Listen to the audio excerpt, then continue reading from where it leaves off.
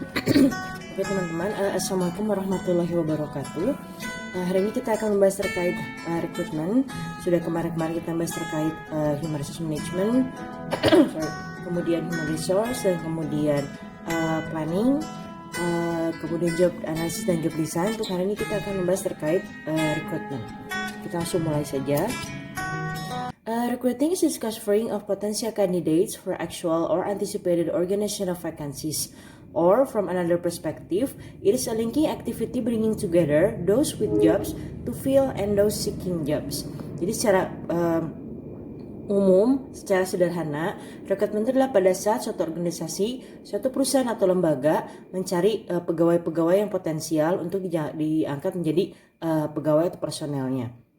Atau dari perspektif yang lain itu adalah mereka yang mempunyai pekerjaan mengajak mereka yang belum mempunyai pekerjaan. Itu rekrutmen atau recruiting. Sorry. According to Scott, Collier, and Spiegel, the need for recruitment arises out of the following situation: vacancies created due to expansion, diversification, and growth of business. Kemudian increase in the competition advantage of certain concerns, enabling them to get more of the available business than formerly. An increase in business arising from an upswing during the recovery period of business cycle, kemudian normal population growth, and then a rising standard of living. Ini beberapa hal kenapa perusahaan atau organisasi atau lembaga melakukan rekrutmen. Yang pertama itu memang karena ada kekosongan. Perusahaannya berkembang, kemudian job analisis dan job design juga berkembang, sehingga mereka butuh personal tambahan untuk menempati posisi yang ada. Kemudian yang kedua, increase in the competition advantage.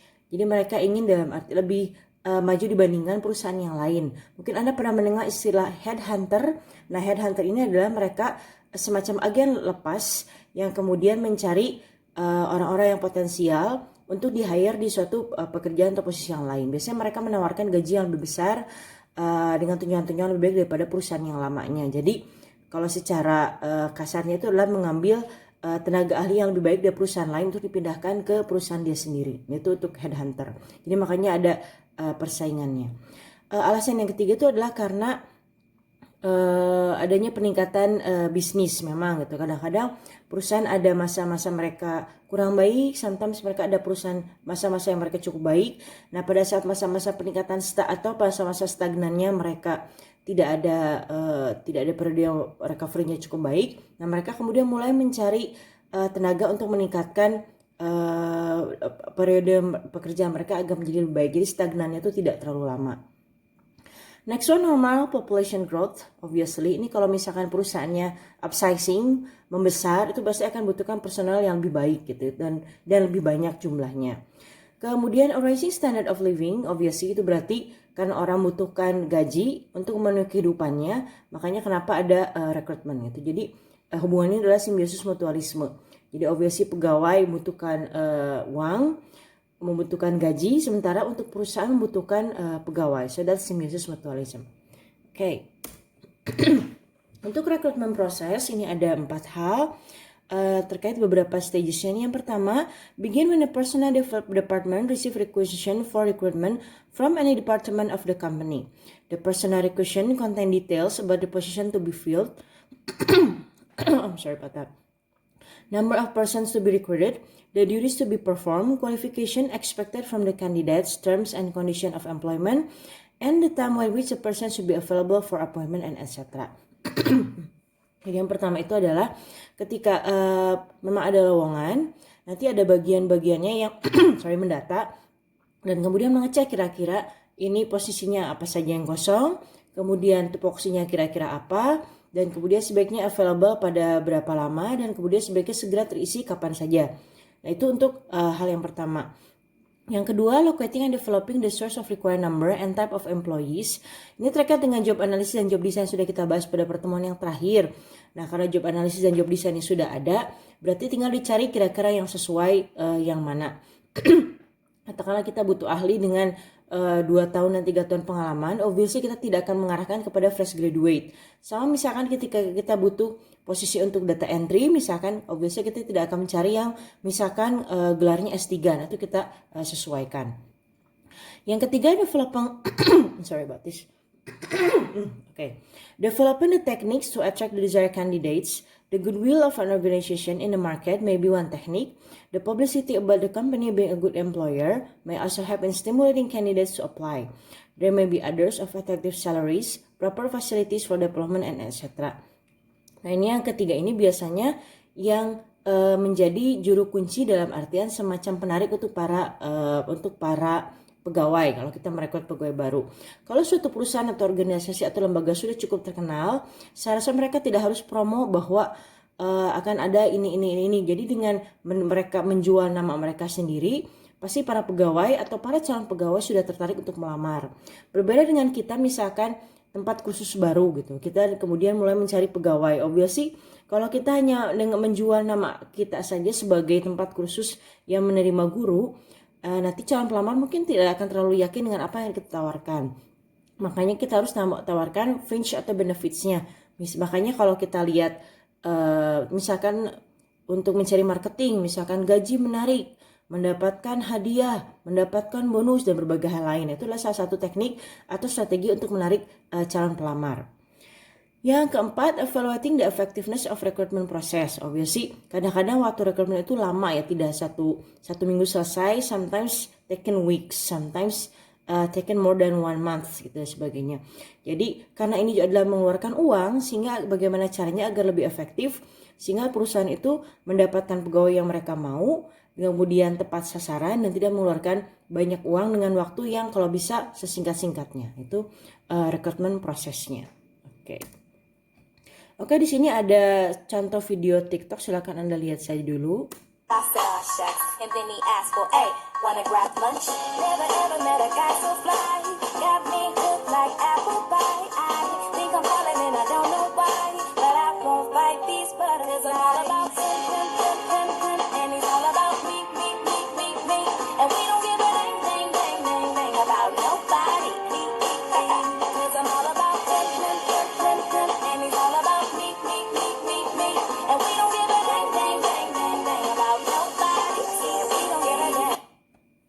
Oke, nah itu tadi adalah salah satu contoh untuk perekrutan yang sekarang beberapa sudah mulai marak dan beberapa perusahaan mulai menggunakan aplikasi untuk melihat portofolio atau CV para pegawainya. Memang ada yang masih menggunakan format CV seperti biasa, ada yang masih menggunakan PO Box, rata-rata menggunakan email banks, ada juga. Ada yang sudah mulai menggunakan TikTok seperti Anda lihat barusan. Ada juga yang menggunakan Instagram untuk melihat portofolio dan lain sebagainya. Jadi untuk sekarang tuh perekrutan itu pada saat untuk menawarkan atau memperlihatkan kualifikasi atau kompetensi dari seorang pelamar, itu sekarang para perusahaan atau organisasi atau lembaga mulai mencari cara-cara lain di mana agar kreativitasnya juga bisa terlihat seperti contoh TikTok barusan. Oke. Nah, jadi untuk proses rekrutmen berdasarkan Famularo ada 5 hal. Yang pertama recruitment policy, yang kedua recruitment organization, yang ketiga source of recruitment, keempat methods of recruitment, dan kelima evaluation of recruitment programs. Yang pertama ini itu adalah recruitment policy. Jadi di sini akan dilihat tujuannya itu apa dan kira-kira waktunya berapa lama dan akan dikerjakan seperti apa, itu recruitment policy. Jadi begitu tadi ada lowongan. Nah, kemudian bagian HRD atau HRM ini akan mulai mengecek kira-kira butuh berapa lama dan kemudian tujuannya apa dan kira-kira target yang diharapkan seperti apa dan kemudian berapa jumlah pelamar atau occupancy yang kira-kira akan melamar kepada perusahaan atau organisasi atau lembaga. Itu yang pertama policy-nya. Yang kedua organization, ini adalah kira-kira siapa-siapa saja yang akan berhubungan langsung dengan para rekrutmen. Selain obviously dari human resource, itu biasanya juga user. User itu maksudnya adalah para pimpinan atau para pemilik perusahaan. Itu untuk recruitment organization, itulah struktur organisasi, kira-kira orang-orang mana saja yang akan terlibat dengan proses pelamaran ini. Ketiga, sources of recruitment, ini biasanya adalah internal dan eksternal. Kalau internal itu biasanya memang dari user, pemilik perusahaan, HRD, HRM. Kalau dari eksternal itu biasanya adalah yang bekerja sama dengan perusahaan tersebut, stakeholder yang kemudian bisa menampung. Ada beberapa perguruan tinggi yang bekerja sama dengan beberapa perusahaan yang misalkan kalau sudah lulus langsung mendapatkan pekerjaan. Nah, itu sources of recruitment-nya gitu. Jadi mereka ada kerjasama dengan pihak yang lain. Keempat, methods of recruitment. Di sini ada beberapa hal atau cara seperti tadi itu adalah TikTok misalkan, atau cara lain misalkan biasanya itu misalkan membuka lowongan kirimkan CV kepada kepada perusahaan atau organisasi atau lembaga, atau misalkan walk-in interview dan lain sebagainya. Itu beberapa contoh metodenya. Dan yang terakhir itu adalah evaluation and recruitment program. Di sini adalah mengecek kira-kira berapa lama sih berlangsungnya, seperti yang tadi saya sudah jelaskan. Karena proses ini membutuhkan waktu dan dana. Jadi bagaimana caranya agar tidak membuang komponen dari waktu dan dana tersebut lebih banyak gitu. So the shorter circuits it's the better gitu for this recruitment process.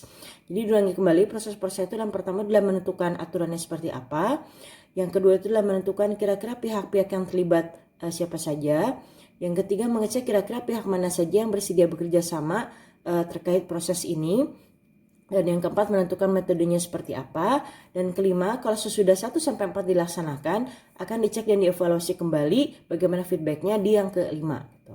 Oke, itu prosesnya. Oke, ini beberapa hal yang terkait rekrutmen ini. Ada internal dan eksternal. Jadi beberapa faktor yang berpengaruh terhadap rekrutmen. Ini ada faktor internal dan eksternal.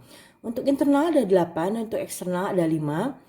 Untuk internal, wage and salary policy, age composition, ketiga turnover rates, keempat nature of operations, kelima future expansion and reduction programs, keenam human resource planning strategy, ketujuh size of the organization, and then 8 cost involved in recruiting employee. Untuk eksternal, yang pertama ada supply and demand, kedua company's image perception, yang ketiga external cultural factors, keempat academic factors, and then fifth one political and legal factors. Ini adalah beberapa hal yang berpengaruh pada rekrutmen, dan ini juga berpengaruh kepada kriteria untuk applicants kita gitu. Jadi pada saat kenapa sih ada perusahaan yang misalkan menerima umur berapa saja, tapi ada juga misalkan kok sasarannya khusus misalnya anak SMA kelas 3 misalkan, atau ada juga yang misalkan sasarannya khusus untuk mereka yang misalkan memiliki gelar S2 dan sebagainya. Itu kadang-kadang ada berbagai pertimbangan, dan beberapa pertimbangannya adalah diklasifikasi menjadi faktor internal dan eksternal. Untuk internal yang pertama wage and salary, obviously gaji ya, it's obvious untuk berbagai pekerjaan di bagian manapun, di bidang manapun. Pertama itulah gaji akan berpengaruh. Yang kedua age composition. Nah ini usia dari para pelamar dan atau company culture yang ada di perusahaan atau organisasi atau lembaga itu usianya berapa, dan biasanya dikaitkan dengan ekonominya, ekonomi maksudnya latar belakang pendidikannya seperti apa. Yang ketiga turnover rates. Turnover itu adalah pada saat seseorang berhenti dari pekerjaan atau posisi tersebut, berapa lama sih dia bertahan di situ. Nah, itu kesetiaan para pegawainya itu yang akan berpengaruh kepada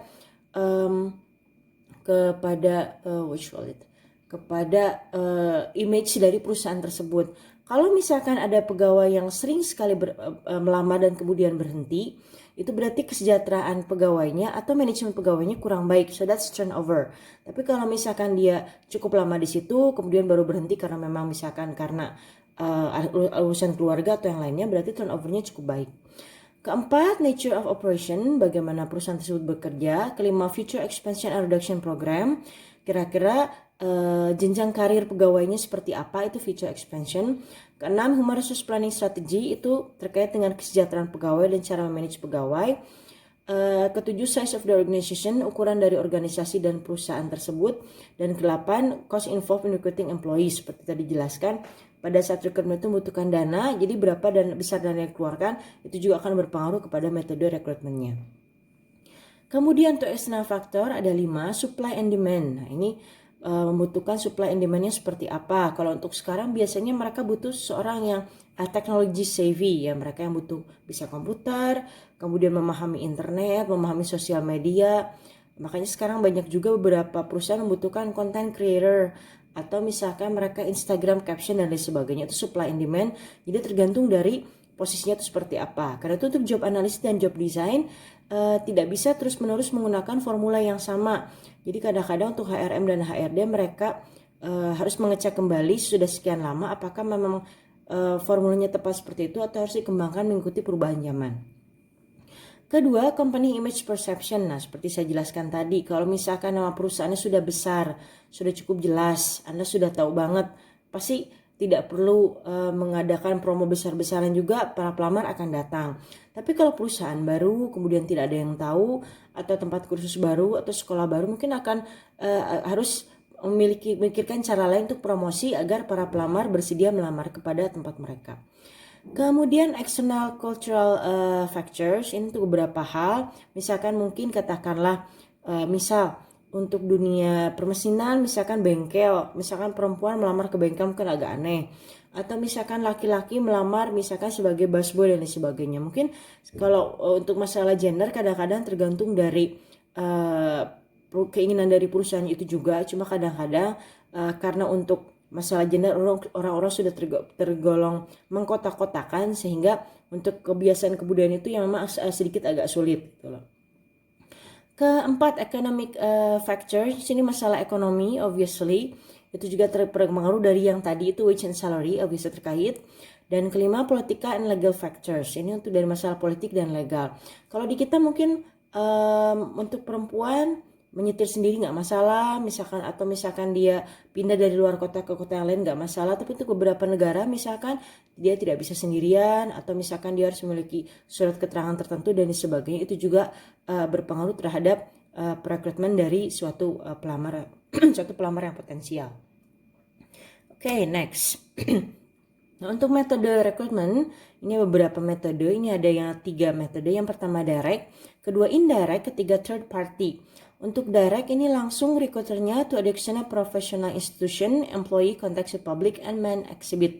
Ini biasanya langsung, katakanlah untuk perusahaan A, dia langsung ke sekolah, dia langsung misalkan ke kampus, dia langsung misalkan ke komunitasnya. Jadi perusahaan-perusahaan ini langsung mengirimkan